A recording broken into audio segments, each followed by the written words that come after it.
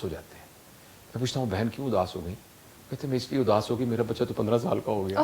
آپ نے تو کہا تھا کہ 7 سال کی عمر کے بعد وہ دروازہ بند ہو جائے گا. ہاں بالکل. تو اس میں اللہ نے بڑا کرم کیا ہے. اچھا. اور اس سلسلے میں ہمیشہ ایکنالج کرتا ہوں ایک بہت بڑے جینیٹکس کے سائنٹسٹ کا جن کا نام بروس لپٹن ہے. میں ان کا ہمیشہ ایکنالج کرتا ہوں. انہوں نے ایک کتاب لکھی ہے جس کا نام ہے بایولوجی آف بلیوز. اور انہوں نے یہ بتایا ہے کہ 95% ٹائم تو ہم اپنے وہ 7 سال والے برین کے بنیاد پر کام کرتے ہیں. آپ اور میں بھی ابھی بھی اس وقت بھی ہمارا 95% کنڈکٹ جو ہے وہ اس پہ ڈیپینڈ کرتا ہے جو ہم نے 7 سال کی عمر میں ہمارے اندر ریکارڈ کیا گیا تھا. لیکن 5% کی ایک کھڑکی ابھی کھلی ہے. اس کھڑکی کا نام ہے کانشیس برین. 95% برین کا نام تھا ہیبٹ برین اور 5% والے برین کا نام ہے کانشیس برین. لہذا اگر ہم کسی شخص کو اپنے کانشیس برین کو یوٹیلائز کرنے کی سکلز کو سکھا دیں تو اس کے پروگرام کو ریوائنڈ کر کے اور اس کو اریز کر کے نیا پروگرام اندر ڈالا جائے. یہ واقعی ایسا ممکن ہے اگر ہم اپنا اچھا دیکھیں نا. آپ نے مجھ سے بات کی تو میں نے اس کے اوپر بالکل غور نہیں کیا. جو میری عادت بنی ہے اس کی بنیاد پر میں نے ریئیکٹ کر دیا. میں آپ کو اگر وہی مثال دوں جو ابھی دی تھی کہ فرض کریں ایک مثال دی تھی نا کہ میں نے آ کر اب نارمل بہیو کیا جو مجھے نہیں میری عمر کے شخص کو نہیں بہیو کرنا چاہیے تھا. اس کے ریئیکشن میں آپ نے جو کچھ کیا وہ اس پہ ڈیپینڈ کرتا ہے کہ آپ کے پاس کیا ریکارڈڈ تھا. فرض کریں اگر آپ کے اوپر غلط ریکارڈ ہوا ہے تو آپ کا وہ جو 5% والا کانشیس برین ہے اس کو جگایا جا سکتا ہے. اور اس کو جگانے کا جو طریقہ ہے اسے ہم کہتے ہیں سیلف ریفلیکشن. کچھ لوگ میڈیٹیشن بھی کہتے ہیں کہ ہم میں سے لیکن یہ صرف وہ شخص بدل سکتا ہے جو یہ خواہش کرے کہ میں بدلوں گا. یہ بغیر خواہش کے نہیں ہو سکتا. لہٰذا ہم پرزیوم کرتے ہیں کہ میں اور آپ چاہتے ہیں کہ ہمارے اندر جو غلط پروگرامنگ ہو گئی ہے اس کو ہم ٹھیک کر لیں تو ہمیں سب سے پہلے یہ خواہش اپنے اندر پیدا کرنی پڑے گی.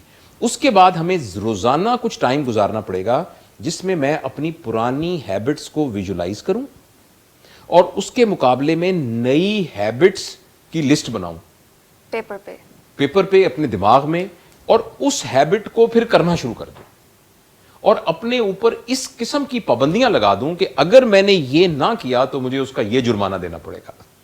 پر یہ ڈیفیکلٹ ہو جاتا ہے تو اسی لیے تو چینج ہونا اسی تو دنیا اتنی خوبصورت نہیں ہے.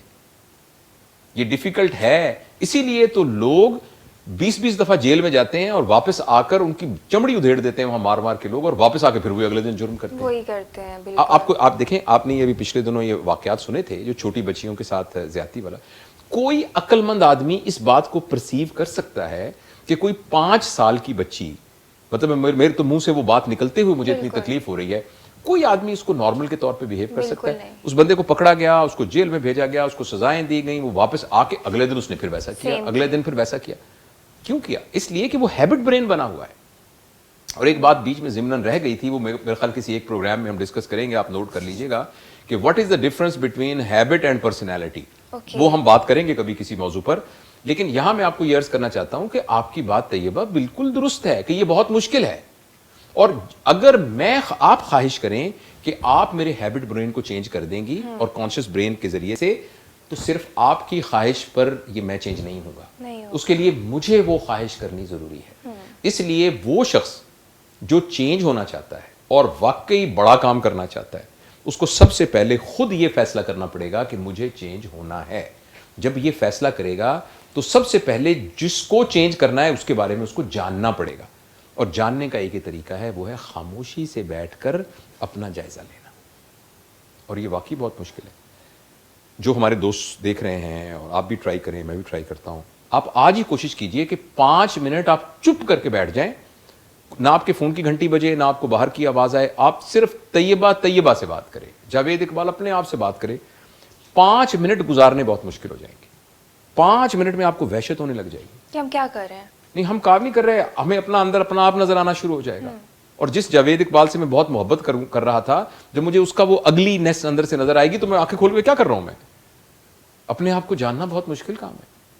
جب مجھے پتہ لگے گا میں تو بے ایمان آدمی ہوں تو میں کبھی بھی اپنے آپ سے آپ کسی بے ایمان آدمی کے ساتھ بیٹھ کے باتیں کرنا پسند کریں گی؟ تو جب مجھے پتہ لگے گا کہ میں بے ایمان آدمی ہوں تو میں اپنے آپ سے کیسے باتیں کروں گا. اسی لیے لوگ اپنے وقت کو اور آپ نے دیکھا ہوگا لوگ کہتے ہیں میں اکیلا بیٹھا تھا میں بہت بور ہو رہا تھا.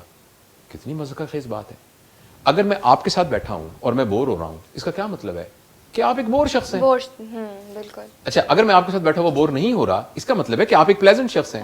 اگر میں اکیلا بیٹھا بور ہو رہا ہوں تو اس کا مطلب ہے میں خود بہت برا شخص ہوں. اگر میں اچھا انسان ہوتا، یا میرے اندر ایک اچھی خوبی ہوتی، یا میں بہت پلیزنٹ شخص ہوتا، تو میں اکیلے میں بور کیسے ہوتا؟ تو ہمارا اندر تو جو شخص، جیسے ابھی آپ نے سوال پوچھا ہے اور آپ نے مجھے بتایا کہ آپ کے پروڈیوسر نے آپ کو پرومپٹ کر کے کہا ہے کہ یہ سوال پوچھا جائے، تو بہت اچھا انہوں نے سوال پوچھا ہے. ہم سب تبدیل ہو سکتے ہیں، لیکن اگر ہم خود چاہیں تو تبدیل ہو سکتے ہیں. اپنے پروگرام کو ریوائنڈ کر سکتے ہیں اور اس کو اریز کر سکتے ہیں اور اس پر نیا پروگرام چڑھا سکتے ہیں. بے ایمان آدمی ایماندار بن سکتا ہے. جھوٹ بولنے کا عادی آدمی سچ کا دل دادا بن سکتا ہے. لیکن ایسا بننے کے لیے اسے وقت نکالنا پڑے گا، اپنے آپ سے تعارف کرنا پڑے گا، بیٹھ کے اپنا سیلف اسیسمنٹ کرنی پڑے گی، خود آئیڈینٹیفائی کرنا پڑے گا کہ میرے اندر یہ خرابی ہے. ابھی تو ہماری مصیبت یہ ہے کہ اگر آپ مجھے میری کوئی خوبی خرابی بتائیں تو میرا پہلا ریئیکشن یہ ہوگا کہ میں دلیل دے کے ثابت کروں گا کہ طیبہ آپ غلط کہہ رہی ہو، میرے اندر وہ نہیں ہے. آپ مجھے کہیے کہ جاوید صاحب آپ تو جھوٹے آدمی ہیں، اور دیکھیے آپ برا نہ منائیے گا، لیکن یہ کہ آپ جھوٹے آدمی ہیں، تو میں اپنی پوری صلاحیتیں لگا کے آپ کو غلط ثابت کرنے کی پوری کوشش کروں گا. ایسا ہوگا نا؟ تو پھر آپ مجھے کیسے چینج کر سکتی ہیں؟ ہاں البتہ میں خود اپنے آپ کو کہوں کہ جاوید اقبال آئی اون یو، میں جانتا ہوں تمہیں اچھی طریقے سے، تو میرا ہی ہے، میں بھی تیرا ہی ہوں، لیکن مجھے پتا ہے کہ تو جھوٹا آدمی ہے. اپنا ساتھ بھی دینا اور اپنا سامنا بھی کرنا ہے. اون بھی کرنا ہے. یہ پہلا سٹیپ ہے. اس کے بعد سچ بولنے کی مشق آپ خود ڈیسائیڈ کریں اور اس کے اوپر پابندی لگا دیں. اب وہ کسی پروگرام میں ڈیٹیل سے ڈسکس کریں گے. مجھے سب سے بڑی مزدار پابندی یہ لگتی ہے کہ میں یہ کہوں کہ یار جاوید اقبال، اب میں نے فیصلہ کر لیا کہ آئندہ جھوٹ نہیں بولا. آئندہ تو نے کر جھوٹ بولا نا تو 1000 روپیہ کسی غریب کے اوپر خرچ کرے گا. ٹھیک ہے. پھر پتہ لگا شام کو میں نے 3 جھوٹ بولے، اب 3000 روپیہ جیب سے نکالنا پڑ گیا. اور اب اگر تم نے جھوٹ بولا تو 3000 کے بعد چوتھا 1000 نہیں دینا، تم نے پھر 1000 نفل پڑھنے ہیں اور قرآن پاک کے 2 سپارے پڑھ کے سونا ہے اگر تم نے ایک بھی جھوٹ بولا.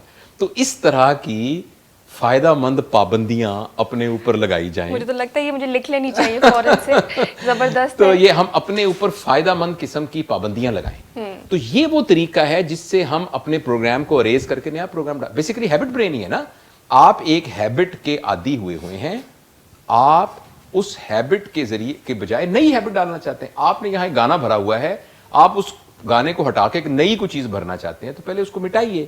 مٹانے کے لیے پہلے آپ کو پتا ہونا چاہیے کیا چیز مٹانی ہے، پھر ایک نئی ہیبٹ بنانی پڑے گی. تو یہ طریقہ ہے جس کے ذریعے سے ہم چینج کر سکتے ہیں. زبردست. ڈاکٹر صاحب بڑی مزے کی بات آپ نے بتائی ہے. یقیناً میں تو آج سے اس پہ عمل کرنا شروع کروں گی، اور ہمارے ویورز بھی جو میرا سننے کے بعد آگے سے ایکشن تھا وہ سب کا یہی ہے.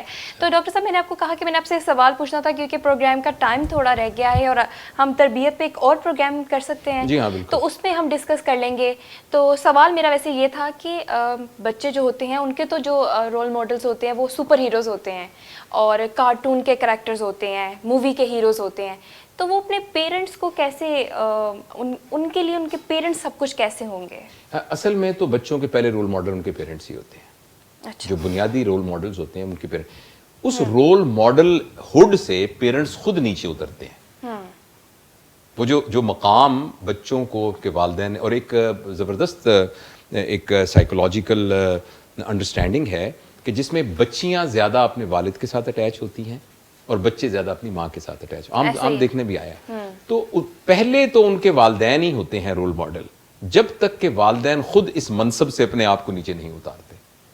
اور والدین اس منصب سے اپنے آپ کو جب نیچے اتارتے ہیں وہ اس وقت اتارتے ہیں جب وہ رول ماڈلنگ سے زیادہ نصیحت پر ڈیپینڈ کرنا شروع کرتے ہیں. ٹھیک ہے. آپ دیکھیے ہر بچے کے ساتھ جن کے گھروں میں تھوڑا سا بھی کنفلکٹ کا ماحول ہے نا، جس میں ماں کو شکایت ہے کہ میرے بچے ٹھیک نہیں ہیں اور بچوں کو شکایت ہے امی ابو بہت تنگ کرتے ہیں، ان کے درمیان ہمیشہ ایک چیز کامن ہوگی، وہ یہ ہوگی کہ ان کے ماں باپ ان کو نصیحتیں بہت کرتے ہیں. تو نصیحتیں بہت کرنا لیکن اس کے پیچھے رول ماڈلنگ کا نہ ہونا، وہ ایک ڈسپیرٹی کریٹ کر دیتا ہے. ڈسپیرٹی کا خوفناک اردو ترجمہ جو ہے نا اس کانٹیکسٹ میں وہ منافقت ہے. تو وہ ایک طرح کا منافقت کریٹ کر دیتا ہے. اور بچہ اس کو پرسیو نہیں کرتا, بچے کا دماغ اس کو پرسیو نہیں کرتا. جب بچے کو پہلی دفعہ اس کا باپ کہتا ہے نا کہ گھنٹی بجی, بیٹا جا کے کہہ دو کہ ابو گھر پہ نہیں ہے, تو اسی وقت اس کے درمیان کے اندر جو نا والد کے اوپر بے اعتباری شروع ہو جاتی ہے. اس وقت تو اس کا کانشیس لیول اتنا نہیں ہوتا کہ وہ اس بات پر کہہ نہیں سکتا کہ ابو آپ جھوٹے ہیں, وہ یہ کہہ نہیں سکتا, لیکن اس کا سب کانشیس ریکارڈ کر لیتا ہے کہ والد صاحب قابل اعتبار نہیں ہے. لہٰذا آئندہ جب وہ نصیحت کر رہے ہوتے ہیں, اور نصیحت اچھی کر رہے ہوتے ہیں, بات بہت اچھی کر رہے ہوتے ہیں, لیکن جو پہلے انہوں نے آلریڈی اپنی کریڈیبلٹی یعنی کہ ڈسکریڈیبلٹی اسٹیبلش کی ہوتی ہے, اس کی بنیاد پر وہ بچہ کبھی بھی اس کو ایکسیپٹ کرتا ہے. قول و فعل میں تضاد ہوتا ہے. ٹھیک ہے ڈاکٹر صاحب, جیسے آپ کو پتہ ہے کہ پروگرام ہم اس طرح تو ختم کرتے ہی نہیں ہیں, آپ سے کچھ سنیں گے تب بھی ہم پروگرام کے اختتام کی طرف جائیں گے. جی ہاں, تو ایک اس دفعہ میں نے ایک نظم سلیکٹ کی ہے. جی. یہ ہے کہ کسی کو کچھ بھی خبر نہیں ہے کہ کب تلک یہ سفر ہے جاری, یہ لوگ نہ جانے کس گماں پر کہاں سے چلنا شروع ہوئے تھے, رکے گا یہ قافلہ کہاں پر, کہاں پہ ہے آرزو کی منزل کہ جس طرف کھچ رہے ہیں سارے, سب اپنی آشاؤں کے سہارے, سمے کے صحرا میں مارے مارے بھٹک رہے ہیں یہ بے ارادہ, نہ کوئی منزل نہ کوئی جادہ. کسی کو کچھ بھی خبر نہیں ہے کہ دشت امکان کے اس طرف کو کوئی ٹھہرنے کو گھر ملے گا یا پھر سے اذن سفر ملے گا. وہ پھر کوئی ایک دشت ہوگا جہاں بھٹکنا ہے بے ارادہ, پہن کے پھر ایک نیا لبادہ, یا اس نگر میں سمے کا دھارا رکا ہوا ہے قرار میں ہے, وہیں کہیں ایک طرف کو ہٹ کر کوئی ہے جو انتظار میں ہے. خبر کسی کو ذرا نہیں ہے, کسی کو کچھ بھی پتہ نہیں. واہ واہ واہ واہ,